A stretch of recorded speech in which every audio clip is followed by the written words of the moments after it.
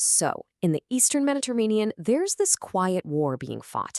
It's not happening with soldiers or tanks, but with, shipping cranes, investment deals, and fiber optic cables.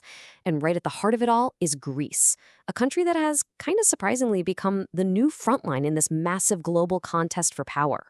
I mean, think about it. How does a country that just a little over a decade ago was practically drowning in debt, a place investors were running away from, how does it suddenly become the absolute centerpiece of the strategic rivalry between the United States and China? Well, it's a fascinating story of crisis, of opportunity, and really the new rules of geopolitical competition. Okay, let's break this down. This timeline is really the key to the whole story. It shows you exactly how Greece went from the brink of total economic collapse back in 2009, which, created this huge vacuum, to becoming this geopolitical frontline by 2023. It all kicked off with a crisis that Beijing was more than ready to jump on. Right, so back in 2009, Greece was in absolute freefall. The debt crisis hit like a ton of bricks. And while Western investors were on the sidelines wondering if the country would even stay in the euro, China swooped in. They were thinking in decades, not just a few years. And this, right here, this really gets to the heart of the Piraeus Port deal. For Athens, on the left, it was about pure survival. It was a lifeline in the middle of a horrible storm. But for Beijing, Piraeus was a trophy. It was their strategic gateway, their foothold for the Belt and Road Initiative, right inside the EU. And look, this wasn't just some small-time management contract. By 2016, China's state-owned shipping giant, COSCO, had locked down a controlling 67% stake. Piraeus officially became the dragon's head of China's whole European strategy. And for a while, it seemed like Washington was just watching. But, that quiet observation, it wasn't going to last. By the late 2010s, the whole perspective in Washington had shifted, and shifted dramatically. The U.S. started to see Greece not just as an ally trying to recover, but as an absolutely critical piece on this massive strategic chessboard.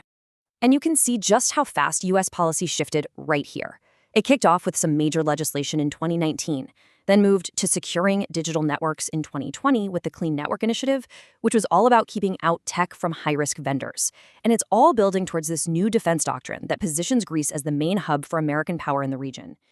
That 2019 EastMed Act, that was the first huge signal. It was this loud, clear, bipartisan message. It was a complete recalibration of American policy, basically cementing a security and energy alliance between Greece, Israel, and Cyprus. And believe me, this wasn't just a bunch of talk in Washington. The U.S. started putting its money where its mouth was. They beefed up their presence at the incredibly important Suda Bay naval base and got expanded access to the really strategic northern port of Alexandroupoli. So this is the fascinating part. How do you counter a massive Chinese investment like the port of Piraeus? You don't try to storm the castle, right? No, you build a better, more reliable city right next door. It's the art of the 21st century countermove. All right, so putting on my defense analyst hat for a second. This is the key concept you need to understand. Strategic redundancy. The U.S. strategy isn't about kicking China out of Piraeus. It's about making Piraeus less important by building a whole parallel system of trusted, Western-aligned infrastructure. It's all about creating options. And the first big counterpunch landed in late 2023. The U.S. DFC committed $125 million to bring the old, rundown Elefsina shipyard back to life. And it's literally right next door to Piraeus. This wasn't just some business deal, this was pure geopolitical chess. Okay, this chart really spells it all out. It's like looking at the new map of the Aegean. You've got China's big commercial hub at Piraeus.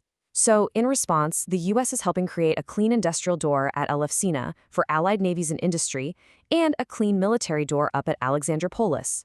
That northern port is so key because it lets NATO move forces and gear while bypassing the Turkish streets, which could be a major choke point. So what's the goal here? It's a slow burn, a really methodical plan. By building up these powerful alternatives, Washington is trying to do one thing: strategically isolate Piraeus. The idea is to reduce its leverage, not just over Greece, but over the entire NATO alliance. And now this whole thing has spilled way beyond just the ports. It's become a competition across multiple domains. It's all designed to completely rewire Greece's strategic importance and tie Athens decisively to the West. Think of the American strategy as a three-pronged attack, all happening at once. You've got the military front for projecting power, the digital front to protect vital data, and the energy front to secure the economy. Put them all together and they create this web of Western systems that effectively puts a box around Pariah. And if you look at this chart, you can see how they're focusing their energy. It's not just one thing. Yeah, military logistics is the biggest piece of the pie at 40%, but it's backed up by major pushes in energy and digital security. All three are designed to work together to pull the region's center of gravity away from Chinese influence. So what's the bottom line here? The end result of this whole quiet conflict is that Greece's role in the world has fundamentally changed. It's no longer trying to be some kind of neutral bridge between big powers. No, it's being actively rewired into a frontline state for the West, a gatekeeper for Western interests.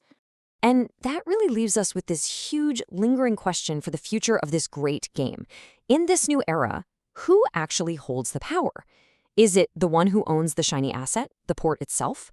Or is it the one who builds and controls the entire system around that asset, the one who decides if that port is essential or if it's just left strategically lonely?